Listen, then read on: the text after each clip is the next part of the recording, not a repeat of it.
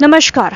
स्वागत है आपका इंडिया न्यूज 28 में। आइए बात करते हैं उत्तर प्रदेश की कुछ खास खबरों की। मथुरा साध्वी ऋतंबरा जी के जन्म दिवस पर रक्षा मंत्री, मुख्यमंत्री मंत्री ने पहुंचकर बधाई दी।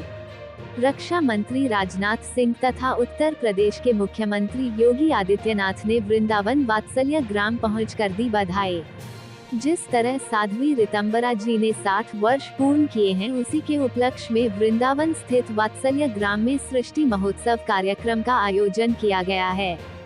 ये कार्यक्रम 3 दिवसीय था, जिसका आज लास्ट दिन था, जिसमें रक्षा मंत्री राजनाथ से तथा उत्तर प्रदेश के मुख्यमंत्री योगी आदित्यनाथ वात्सल्य ग्राम वृंदावन पहुंचकर 60 वर्ष पूर्ण करने पर उनको जन्मदिन की शुभकामना दी। रक्षा मंत्री राजनाथ सिंह पहुंचे, जहां सर्वप्रथम वात्सल्य ग्राम में केंद्रीय विद्यालय का उद्घाटन किया और कहा कि जिस तरह मथुरा वृंदावन की धरती अपने आप में अध्यात्म का एक ऐसा केंद्र है, जो आदमी एक बार वृंदावन आ जाता है वह वृंदावन का बनकर ही रह जाता है। जैसे कि सो नहीं बल्कि हजारों विदेशी आकर इस श्री कृष्णा भगवान की लीलाओं के साथ आनंदित होकर भक्ति भाव में रमे हुए हैं, और मैं भी जब से वृंदावन की धरती पर पहुंचा हूं तब से अभी तक आनंद महसूस कर रहा हूं। उत्तर प्रदेश के मुख्यमंत्री योगी आदित्यनाथ ने कहा कि एक बार वह केंद्रीय विद्यालय गए तो उसमें छात्राओं को केंद्रीय विद्यालय में शिक्षा नहीं दी जाती थी, तो आज भारत सरकार के सहयोग से केंद्रीय विद्यालयों में बालिकाएं भी पढ़ सकती हैं, और वृंदावन में वात्सल्य ग्राम की धरती पर सैनिक स्कूल को भी मान्यता दी गई है। मथुरा से संवाददाता ब्रिजवीर सिंह जादौन की रिपोर्ट। और आज एक नया कार्यक्रम का शुभारंभ भी यहां हो रहा है। वात्सल्य धाम में बालिकाओं के सैनिक स्कूल का शुभारंभ भी हो रहा है, और माननीय रक्षा मंत्री जी के कर कमलों से भी उसका उद्घाटन पूज्य संत महामंडलेश्वर पूज्य स्वामी परमानंद गिरि जी महाराज के कर कमलों से माननीय रक्षा मंत्री जी के सानिध्य में आज यहां पर संपन्न हुआ है।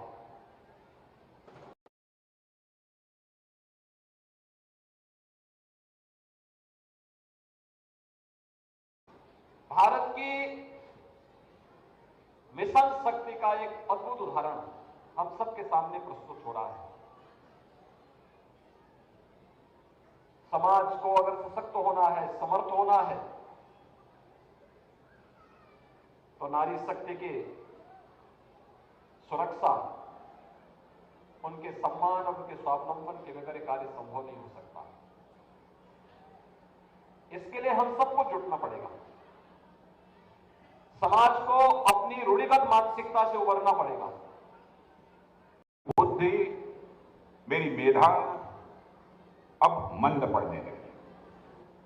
मैं ऐसा महसूस करता हूं, भाव, भक्ति भाव वह प्रबल होने लगता है। बहुत कुछ सोचा था कि यदि मैं खड़ा होऊंगा तो अपने विचार लोगों के सामने व्यक्त करूंगा, लेकिन सचमुच जितना करना चाहिए उतना नहीं कर पाऊंगा। आज यदि मैं यहां पर मंच पर उपस्थित हूं, आप सभी जानते हैं जिस जीव का साध्य राधा है और उसको पाने का माध्यम भी राधा ही है और मंत्र भी राधा है, और यह मंत्र देने वाली गुरु भी स्वयं राधा ही है, जिसका सब कुछ ही राधा है और जीवन प्राण भी राधा है। ऐसे जीवों को जीवन में पाने के लिए शेष कुछ बचता नहीं। ऐसी राधा रानी की कृपा पात्र पूज्य दीदी मां ऋतंभरा जी की षष्ठ पूर्ति के अवसर पर मैं हृदय से हार्दिक बधाई देता हूं। वैसे कैलेंडर के हिसाब से तो यह वर्ष का पहला दिन है, और इस अवसर पर साधुओं और सन्यासियों का आशीर्वाद मिलना यह बहुत ही एक सौभाग्य का विषय हुआ करता है। और मैं दीदी ऋतंभरा मां के बारे में जानता हूं, आप सब जानते हैं कि आज जो भव्य राम मंदिर का निर्माण अयोध्या में हो रहा है, उसमें कितना बड़ा योगदान उनका है। और मैं उस घटना को भूल नहीं सकता जब मैं उत्तर प्रदेश में भारतीय जनता पार्टी के यूथ विंग माने युवा मोर्चे में जब मैं काम कर रहा था, कानपुर में मेरा कार्यक्रम था, मैं लौट रहा था, सड़क के किनारे एक बहुत बड़ी सार्वजनिक सभा हो रही थी। ओजपूर्ण वाणी पहली बार अपनी गाड़ी खड़ी करके मैंने सुना था।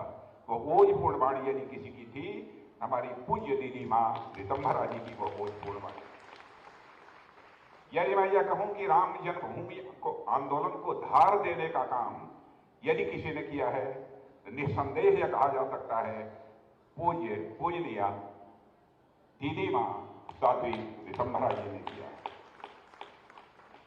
आज की भाग दौड़ की जिंदगी में जहां लोगों को खुद के लिए समय बहुत ही मुश्किल से मिल पाता है, उस दौर में